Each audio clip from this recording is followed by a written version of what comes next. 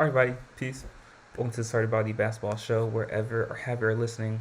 We're so grateful to have you here with us. As you guys know, with Sean Cottle. And today, guys, I got a lot of requests from you guys asking for me to do a review for WNBA Draft Night. And I'm going to get around to doing that. But what I decided to do with this year's draft is to break it down by team as opposed to just doing an overall review. So I'll do a review for the Washington Mystics with this show, and then I'll also do a review for the Valkyrie and the Indiana Fever, and probably the Chicago Sky as well. So those will be the teams I'll be reviewing their draft performance on for this year's draft.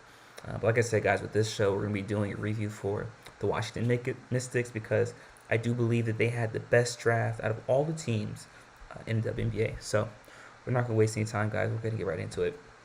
So, like I stated earlier, guys, I do believe the Washington Mystics had the best draft on draft night with their third pick. They drafted Sonia Citron, and then right after that, they drafted Kiki Ariafin out of USC.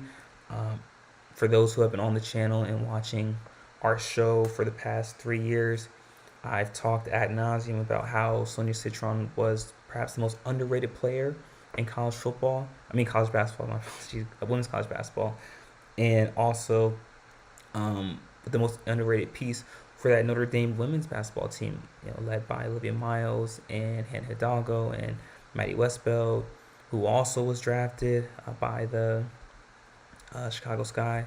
Also Leah Tu King, who I believe was drafted by the LA Sparks. If I'm wrong about that one, if you guys can correct me.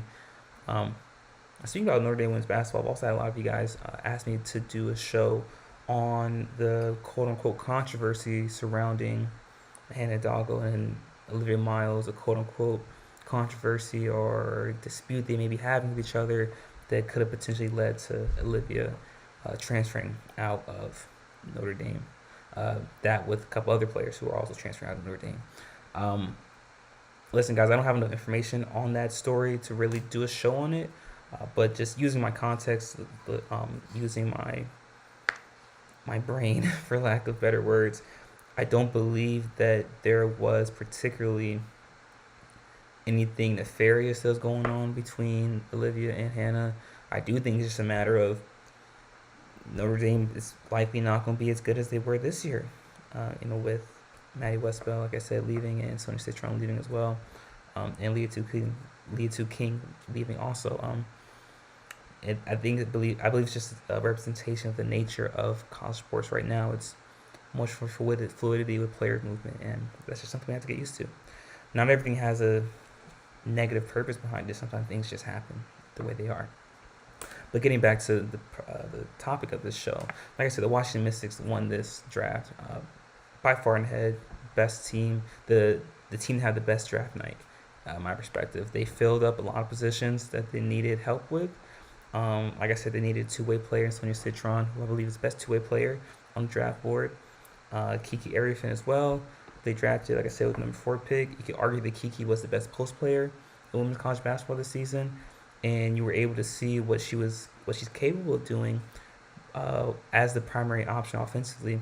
With Juju Watkins getting hurt during NCAA tournament, Kiki Ariafin averaged 25 plus points a game during those 3 games in the NCAA tournament without Juju.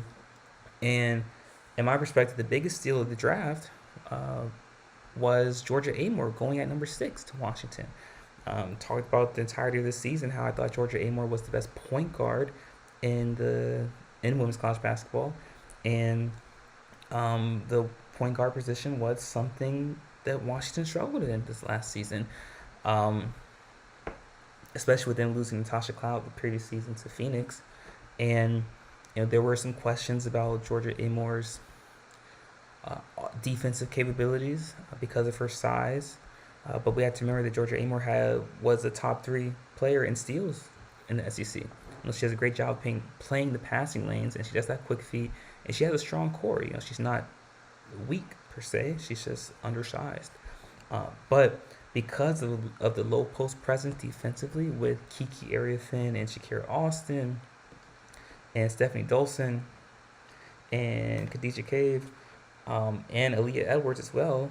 Um, there's a lot of low post presence in Washington, so I do believe if there is some deficiencies in their perimeter defense, I believe their low post defense makes up for that in Washington. And like I said, they get also another playmaker, another player capable of creating their own shot, another player capable of shooting the ball consistently from the outside, and Georgia Amore. And with the guards coming back, the only guard that got legitimate playing time and has some experience from this Washington team last year that comes back is Jay Melbourne out of the player from Australia. Um, but there's a lot of excuse me, like I said, there's a lot of low post presence, a lot of low post presence defensively and offensively for the Washington team. So I do expect Georgia Amore to get a lot of playing time this year, and I think that's only going to allow her to develop quickly. And I wouldn't be surprised if Washington tries or attempts to mold their offense in the way Kenny Brooks had their offense at Kentucky with Georgia Amore, where she's surrounded by shooters but has a lot of height in the low post, and she's surrounded by bigs that can run the pick and roll and the handoff as well as the zoom action. And with, like I said, with Shakira Austin and Kiki Arifin and Aaliyah Edwards. Washington also drafted Lucy Olson, another great shooter who can play off the ball out of Iowa with the 23rd pick. And another steal I thought for Washington was Zay Green with the 31st pick, the guard out of Alabama. Another player that can create her shot, is able to play off the ball, can play that 2, 3 if they need to position. But all in all, I thought this was an amazing draft for Washington, and I believe that Washington got substantially better than they did last year just with this draft.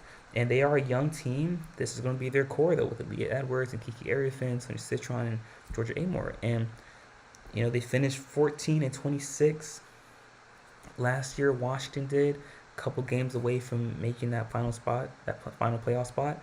Listen, don't be surprised if this year Washington is able to make the playoffs with the roster they have. They like I said, they have a great group of young players, but also that mix of veteran leadership. Led by Brittany Sykes, who's also coming back. Brittany averaged 12 points, 4 rebounds, 3 assists. I expect her to play that two guard spot, that starting two guard spot. And like I said, also Stephanie Dolson.